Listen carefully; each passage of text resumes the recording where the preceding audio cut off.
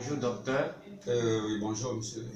Voilà, je suis heureux pour cette deuxième partie de notre interview. Merci bien. Après les masterclass au niveau d'Abidjan, Ouais, vous avez pris l'initiative avec le forum G3 Entrepreneuriat c'est ça. afin que la région de Gaïwa soit également une zone d'incubation, pour ne pas dire toute la région du Gord. Alors, qu'est-ce qui a motivé le choix de la région du Gord sur les 30 régions de la Côte d'Ivoire?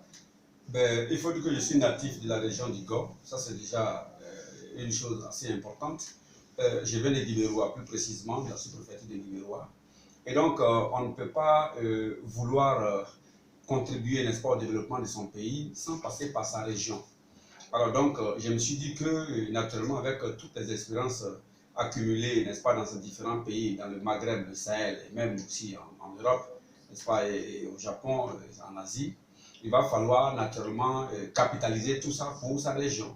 Alors donc, je viens là,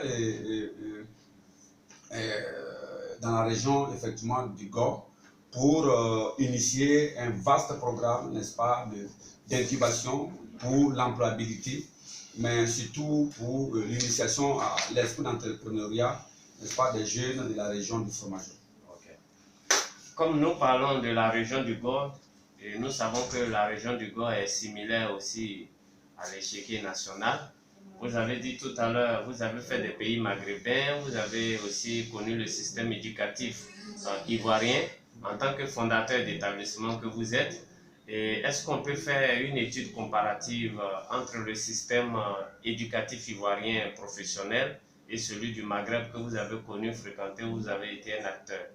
Quelles sont les faiblesses, les forces et faiblesses de notre système éducatif, particulièrement la région du Gord, où vous voulez faire la phase pilote? Il faut dire que, naturellement, les étudiants, les porteurs de projets, les diplômés de la région du Gord sont à l'image, n'est-ce pas, des étudiants de la région, de la région d'Abidjan. Voilà, c'est pratiquement la même chose. Voilà.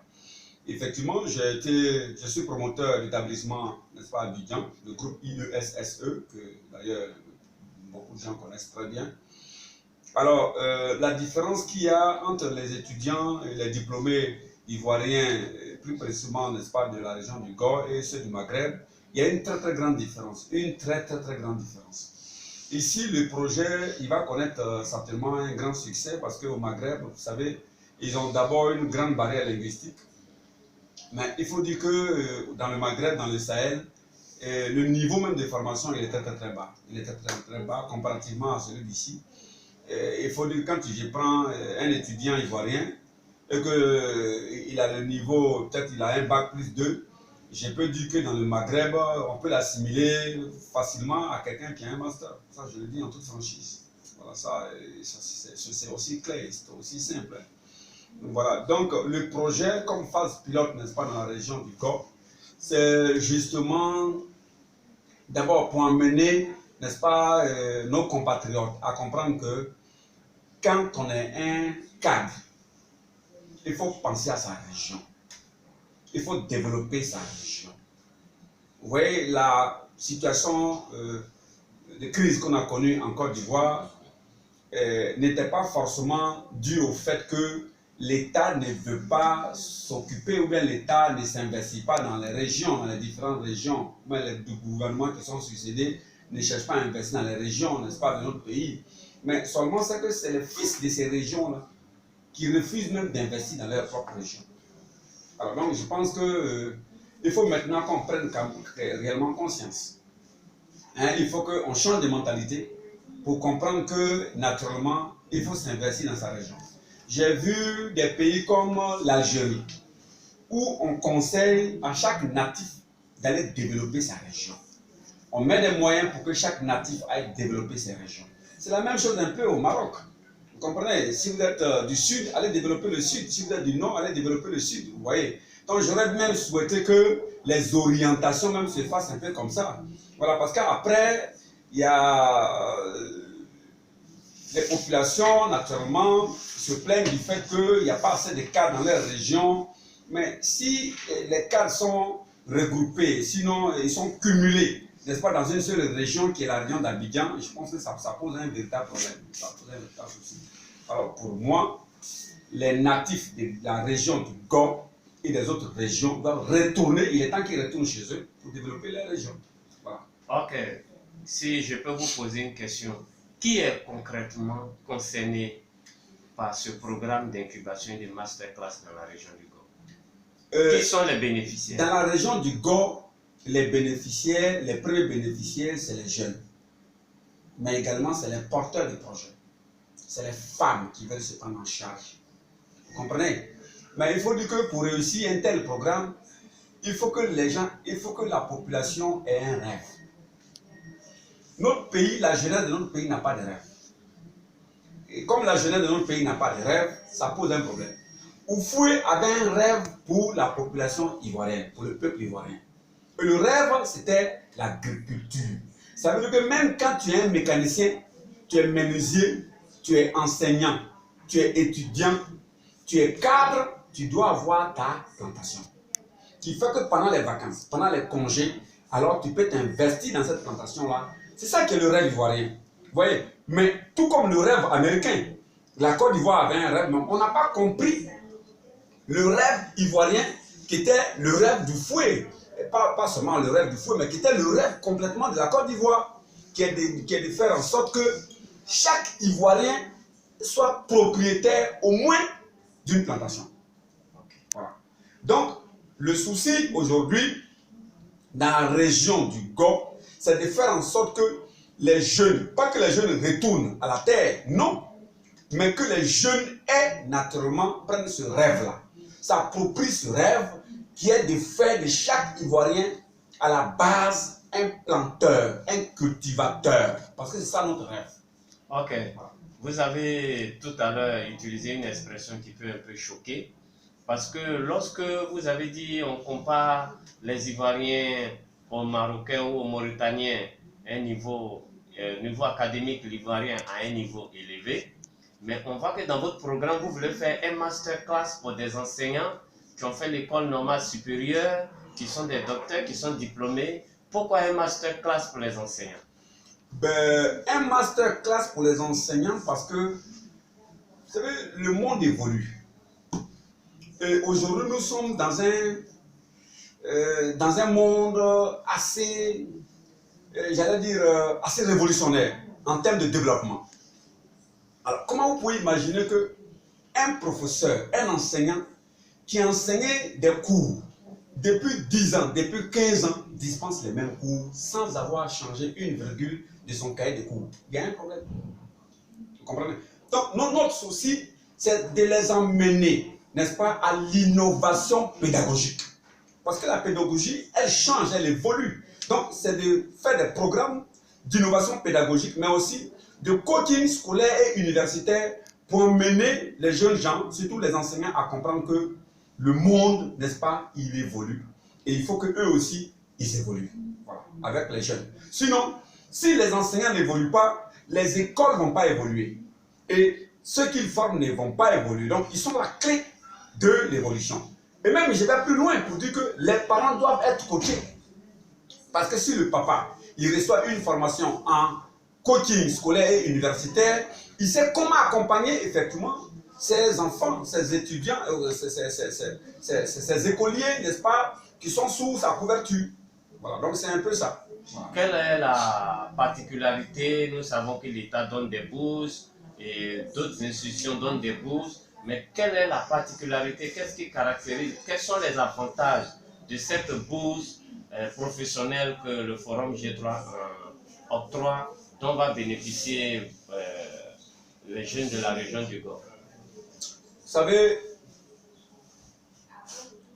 le discours de rentrée du président de la République interpelle toutes les couches. Il faut sortir naturellement de l'existant. Il faut sortir de sa zone de confort. Il faut aller à l'innovation. Il faut aller à la créativité. Alors, les bourses que nous donnons, naturellement, entrent dans cette vision. Ça veut dire qu'il ne faut plus donner des bourses d'études aux gens pour une formation académique, mais il faut leur donner des bourses d'études pour une formation professionnelle, pour devenir des professionnels. Soit pour créer leurs entreprises, pour devenir des chefs de projet en entreprise, n'est-ce pas, à travers des nouveaux programmes de formation dont nous disposons. Donc, les bourses d'études que nous mettons à disposition ne sont pas des bourses académiques, mais ce sont des bourses professionnelles pour emmener nos jeunes gens à la création d'entreprises, pour les accompagner, n'est-ce pas, dans le coaching, dans l'innovation, dans la création d'entreprises, n'est-ce pas, dans la gestion des startups, des PME et autres. Voici un peu le caractère un peu, enfin, peut-être la nature différente, n'est-ce pas, de ces bourses d'études que nous octroyons, et même les accompagner au-delà de la Côte d'Ivoire, n'est-ce pas, après des spécialisations ou après, n'est-ce pas, des perfectionnements dans les différents programmes de formation. Voici un peu ce que je peux dire dans Ok, je ne sais pas si vous pouvez nous aider à comprendre quelque chose. Nous avons été au Ghana, vous avez été au Maghreb. On a remarqué que beaucoup d'enseignants dans le Maghreb ont aussi les mêmes niveaux que certains professeurs d'université. Ils ont les mêmes diplômes, ils ont fait les mêmes écoles. Mais on remarque que beaucoup de parents, même au niveau des lycées et collèges, envoient leurs enfants au Ghana, en Tunisie, au Maroc et le bac plus. Pourquoi? Comment ça s'explique?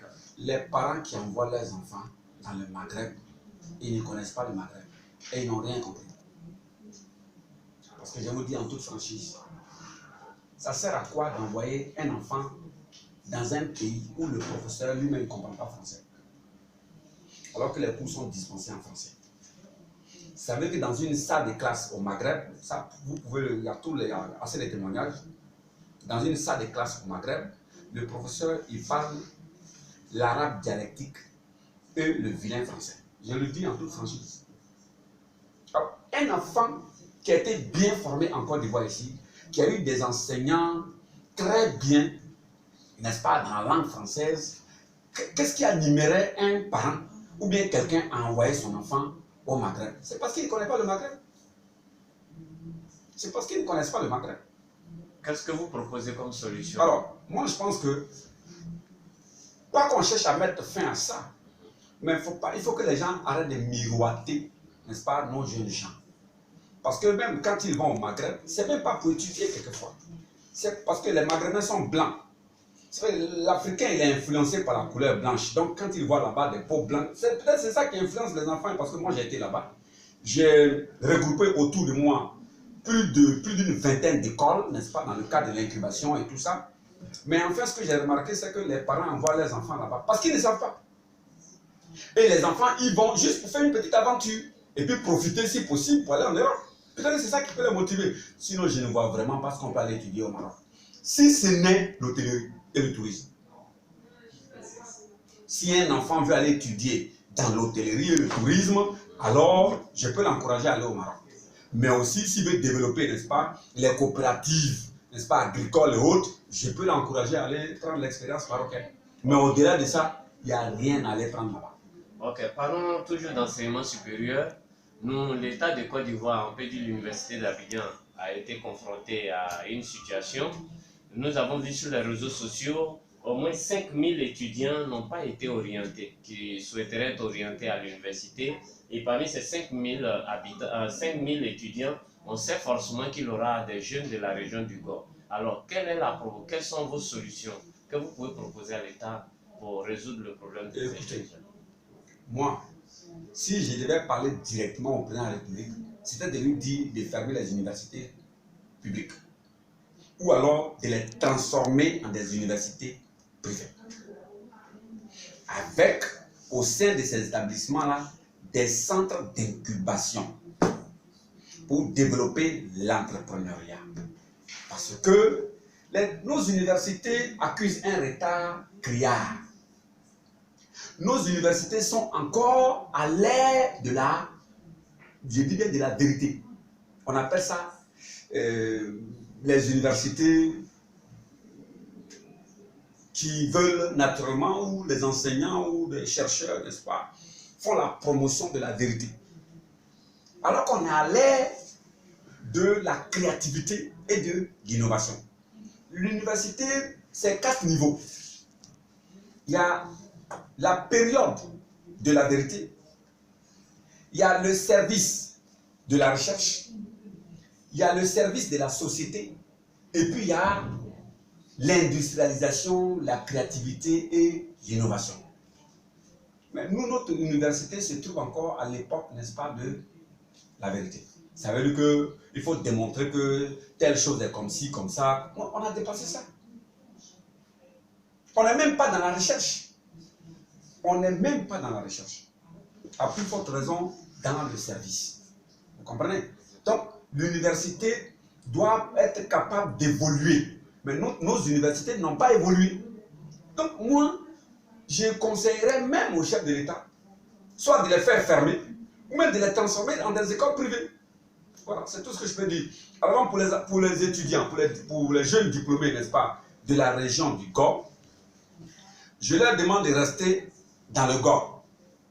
Parce que nous allons y encadrer près de 3000 jeunes gens, par vague de 1200 jeunes. Donc nous allons encadrer ces jeunes gens. Je vous dis que c'est bon d'aller dans sa région pour développer sa région. Alors donc c'est un peu ce que je peux dire à ce niveau-là. Voilà. Sans faire trop de propagande. Maintenant, tout à l'heure, vous avez dit que l'université, dans son ancienne méthode, est à l'aide de la vérité. Mais la nouvelle ère, c'est celle de l'innovation et de la créativité. Qu'est-ce qui caractérise cette ère d'innovation et de la créativité selon vous? Vous savez, la créativité, l'innovation, c'est la transformation. Le président, le chef de l'État en parle. Il parle de la transformation de nos produits. Il parle de l'esprit de créativité de nos jeunes. Il parle de l'innovation à l'école. Mais ce n'est pas lui qui va aller naturellement dans nos écoles ou dans nos universités pour faire exécuter ces choses, n'est-ce pas? Il y a des gens qui doivent le faire. S'ils ne le font pas, écoute, on ne peut pas accuser l'État. On ne peut pas accuser l'État. Alors, ce que je veux dire, vous savez, il faut s'inspirer de ce que dit le chef de l'État dans nos pays. Nos acteurs politiques, nos techniciens ne s'inspirent pas de la vision des chefs d'État dans nos différents pays. Quand le chef d'État sort le premier jour de l'année, et puis il fait un discours et qu'il donne des orientations, il faut s'en inspirer. Malheureusement, nos acteurs politiques, nos acteurs techniques, nos techniciens, nos universitaires ne s'en inspirent pas. Voici le problème que nous avons. Ok. Docteur, je pense que vous êtes un Ivoirien, vous avez quitté la Côte d'Ivoire, mais il y a une réalité auquel vous devez vous attendre. En Côte d'Ivoire ou dans nos régions, lorsqu'un jeune cadre vient pour apporter sa contribution, on a l'impression qu'il vient pour faire la politique. Alors, pour ne pas que vous soyez peut-être des ennemis pour vos aînés, qui sont déjà des cadres, quel est le message que vous pouvez lancer à vos aînés? Effectivement, je me rappelle que en 2009, j'ai fait construire un dispensaire, un petit dispensaire dans une localité de Guibérois, plus précisément à Conakry. Le maire a pris ça.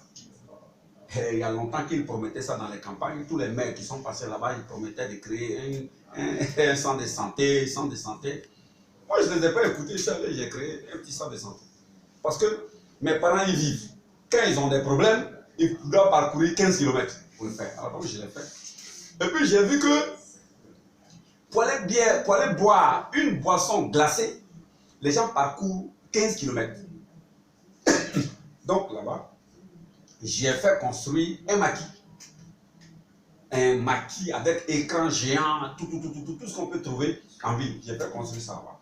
Pour que les gens arrêtent de s'emmerder à aller en ville en parcourant 15 km juste pour aller écouter une musique en ville. Je l'ai fait. Et donc, mon projet, c'était de construire là-bas une école. Comme je suis promoteur d'école, c'était de construire une école. Et puis, je vois que les politiciens ont commencé à bavarder. Moi, je suis un agent de développement, donc ça ne m'intéresse pas. Donc, ils ont commencé à bavarder. Alors, j'ai répondu à eux, j'ai dit non. Moi, je fais du développement. Je ne fais pas de la politique. Et ça ne m'intéresse pas. Alors, La même situation, on la rencontre quelquefois, n'est-ce pas, dans nos différentes localités. Vous allez partir tout de suite. Je vais aller certainement dans le Gord, lancer un programme d'envergure, mais les policiers m'ont sorti. C'est qui ça? Qu'est-ce qu'il vient faire? Il est en train de battre campagne. Est-ce qu'il bat la campagne de qui? Il est derrière qui? Et tout le reste, et tout le reste. Moi, excuse-moi, je m'en tape. Il faut faire du développement. Si les cadres de Gagnoa, de la région, se regroupent pour que chacun cotise 1 million, ne serait-ce que 1 million, pour leur jeunesse, je crois qu'ils ont fait le premier pas. Que de rester à mentir pendant les campagnes, à faire des fausses promesses et tout le reste, moi, ça ne m'intéresse pas. Ça ne m'intéresse pas. Donc, je sais qu'on sera confronté à des difficultés avec ces mêmes gens-là, avec ces mêmes renards et tout ça. Mais écoute, chacun a choisi sa voie. Moi, je fais du développement. Je ne fais que du développement. Et je ne ferai que du développement. Comme nous parlons aussi de formation, dernière question, c'était pour savoir, quand vous parlez de l'aide et de la création d'innovation, qu'est-ce qui caractérise les enseignants? Qu'est-ce qui donne un cachet spécial aux formateurs de ces masterclass, de ce programme d'incubation? Voilà, les personnes effectivement qui vont animer, n'est-ce pas, ces programmes de masterclass sont des personnes qui ont été formées, qui ont été coachées eux-mêmes à l'innovation pédagogique, mais aussi à l'esprit de créativité et à l'esprit d'innovation. Parce que la créativité et l'innovation, c'est deux choses différentes. Tu peux avoir beaucoup d'idées, mais si tu ne peux pas les cristalliser, alors tu n'es pas innovant. Donc, il faut emmener, c'est-à-dire que c'est celui qui est créatif et innovant qui peut enseigner la créativité et l'innovation. Si on n'est pas créatif et innovant, on ne peut pas l'enseigner. C'est comme l'entrepreneuriat. Si tu n'as jamais créé une boutique, si tu n'as jamais fait un petit commerce, comment tu peux enseigner l'entrepreneuriat? Ce n'est pas possible. Alors donc, nous recrutons des gens qui sont spécialisés dans plusieurs domaines, nous les coachons, et c'est ceux-là, naturellement, qui vont aider les autres, n'est-ce pas, à devenir eux aussi, n'est-ce pas, des coachs, voilà, dans l'esprit de créativité, d'innovation. Ok, docteur Aboum, ça a été un plaisir pour nous de toujours avoir un entretien avec vous. Nous prions à ce que Dieu vous donne l'énergie nécessaire et vous inspire aussi beaucoup de régions afin que l'entrepreneuriat, l'esprit d'innovation et de créativité puisse être aussi au profit de tous les jeunes de la Côte d'Ivoire. Merci beaucoup. Merci.